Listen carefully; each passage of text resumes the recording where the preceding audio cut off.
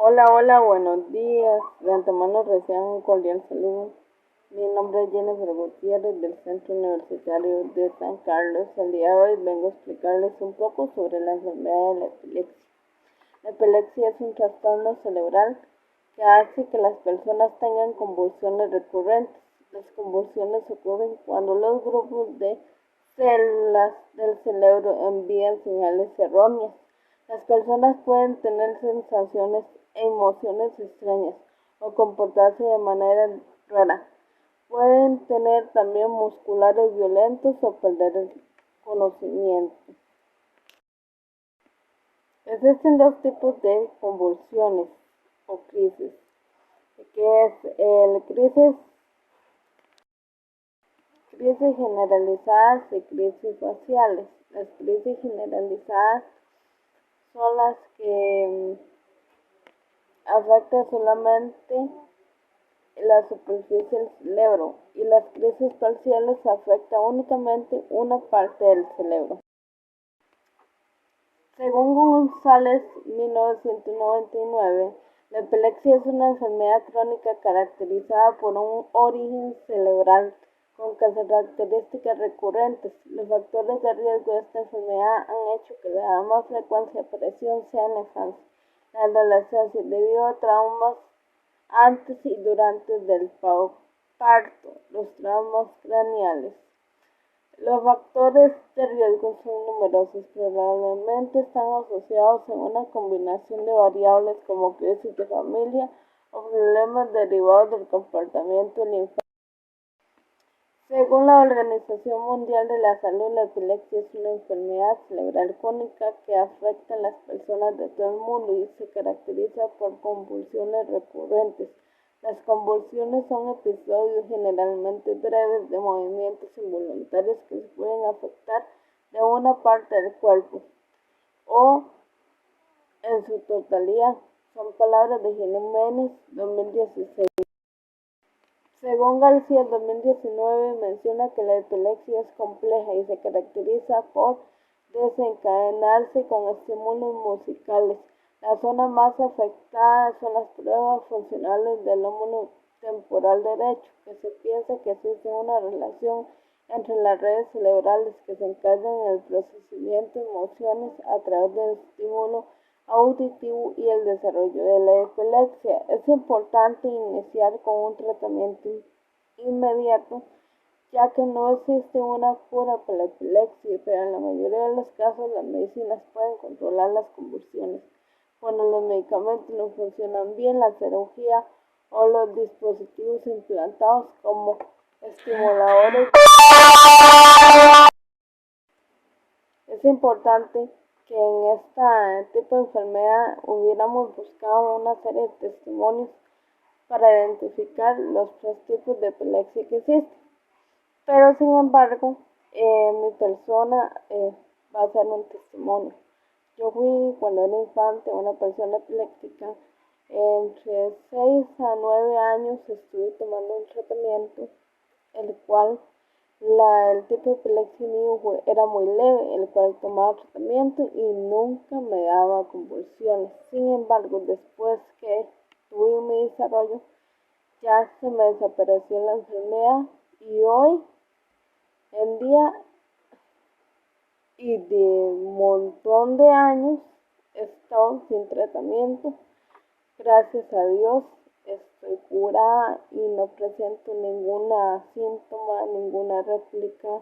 Sin embargo, los doctores me habían dicho que eso era una enfermedad incurable, que nunca se podía curar ni controlar. Sin embargo, el caso mío fue muy diferente, ya que gracias a Dios y a los ángeles me curaron, y con mucha fe y esperanza hoy por hoy soy una gran profesional, cero enfermedades. Por tanto, la epilepsia es un trastorno cerebral que se caracteriza por una predisposición continua de aparición de crisis epilépticas. La presencia de al menos de una crisis epiléptica es la aparición transitoria de signos o síntomas provocados por una actividad neuronal excesiva o simultánea del cerebro. Tradicionalmente, la epilepsia no se ha considerado como una enfermedad, sino como un trastorno o de la familia de trastornos. Una crisis provocada por un factor transitorio actúa sobre el cerebro con el fin de reducir temporalmente un umbral de crisis que no se considera como un diagnóstico de la epilepsia. Como dije antes, existen tres tipos de epilepsia, que es muy leve, leve y grave. La muy leve es el tipo de enfermedad que con el tratamiento nunca presentan convulsiones. En mi caso era de la epilepsia muy leve. La epilepsia muy leve es posible curar. Sin embargo, existen muchas personas que todavía están tomando tratamiento y es imposible curar. Bueno, no fue mi situación. La epilepsia leve es la etapa donde el paciente, aún tratado con medicamentos, presenta crisis convulsivas leves, repitiendo 4 veces por semana. O sea, son 16 veces al mes. La grave es el tipo de epilepsia más avanzada que ni el tratamiento le funciona. Aún sigue teniendo convulsiones varias durante la semana. Bueno, a continuación continúa el compañero Abraham con los síntomas de la epilepsia.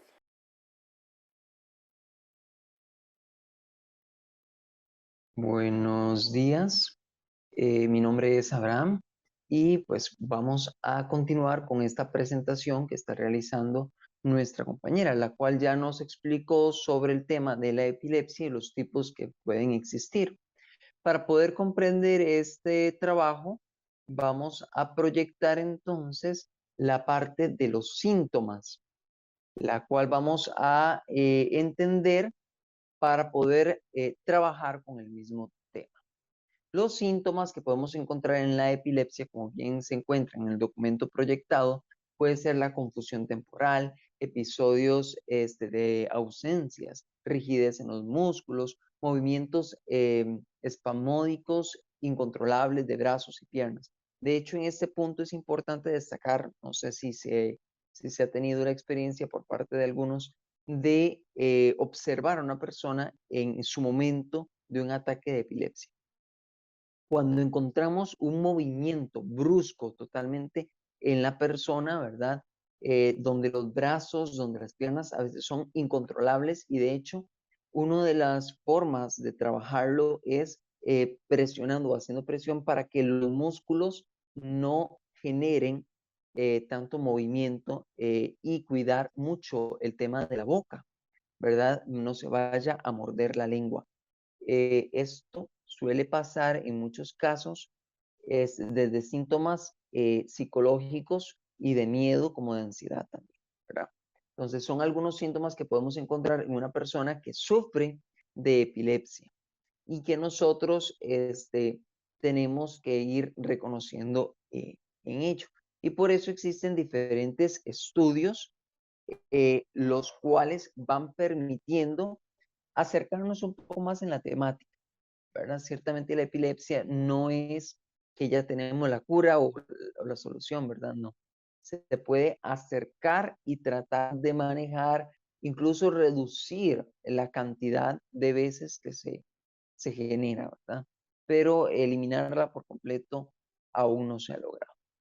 El electroencefalograma es un estudio que funciona a nivel cerebral, que recoge la actividad eléctrica del cerebro en situación basal y con métodos de activación. Lo que buscamos en este estudio es ver cómo está el cerebro a través de la energía que se está transmitiendo, ¿verdad? Con este estudio los científicos pueden, incluso doctores también, darse cuenta de qué tan grave es la enfermedad, ¿verdad? Qué tanto lo puede sufrir una persona o qué tanto incluso lo puede controlar.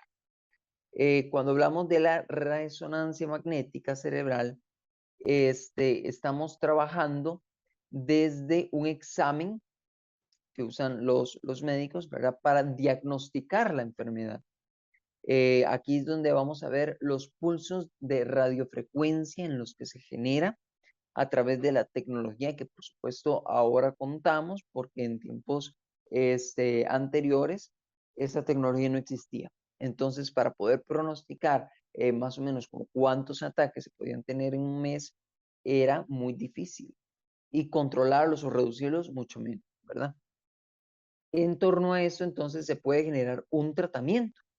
El tratamiento de la epilepsia está basado fundamentalmente en la administración crónica y continua de fármacos antiepilépticos, ¿verdad? Esta información dada por Sánchez et al, nosotros podríamos decir, sí, nos va a permitir ver los síntomas que está sufriendo la persona y poder decir más o menos cuántas veces al mes está teniendo ese choque epiléptico, y en torno a eso la medida o cantidad que tenemos que darle de medicamento para tratarlo, ¿verdad? En torno a esto vamos a poderlo trabajar, pero no lo vamos a poder curar. Ese es el único problema que tenemos. La epilepsia no se puede curar. Se puede controlar e incluso reducir mucho en cantidades, pero siempre existe ese problema porque es una anomalía cerebral que ya existe. En acciones para evitar la epilepsia, podríamos evitarlas a través de reducir esos factores de riesgo, ¿verdad? Algunos fármacos que sí nos van a tratar de reducir la cantidad o evitar las convulsiones, que es el riesgo más fuerte, este, y así lograr, pues nosotros un control, ¿verdad? En torno a la epilepsia. Ciertamente, estas acciones de evitarla también llevan una forma de precaución, ¿verdad? Incluso cuando hay una persona en epilepsia, por ejemplo, en un salón de clases, eso en torno a la enseñanza de las ciencias, nosotros debemos de entender sobre el tema, ¿verdad? Manejarlo y comunicarlo. ¿Para qué? Para que en un ataque no produzca además otras crisis o de miedo, ¿verdad? O ansiedad en algunos chicos que tal vez nunca han escuchado sobre el tema. Entonces, el docente debe trabajar el tema, debe de ver las medidas de precaución, cómo se debe de accionar en un ataque de epilepsia en torno al estudiante que lo sufre, ¿verdad? Todo esto, lo que queremos es visualizar con el mayor cuidado sobre los pacientes. Entonces, podríamos decir que el resultado es que entre el 60 y el 80%, aquí lo estoy señalando, de las personas que sufren de epilepsia de forma permanente, eh, pueden continuar sufriéndola así, pero tal vez en menor frecuencia o menor intensidad. Eso es lo que busca el tratamiento propio de la epilepsia. Entonces, vamos a tener dos referencias básicas a nivel médico, como es el electroencefalograma y la resonancia magnética, para poder trabajar el estudio de la enfermedad y generar entonces ver cuánto tiempo vamos a tener que consumir fármacos y qué cantidad, ¿verdad? Para poder lograr controlar. Esto sería entonces desde los síntomas, tratamientos y estudios en torno a la epilepsia.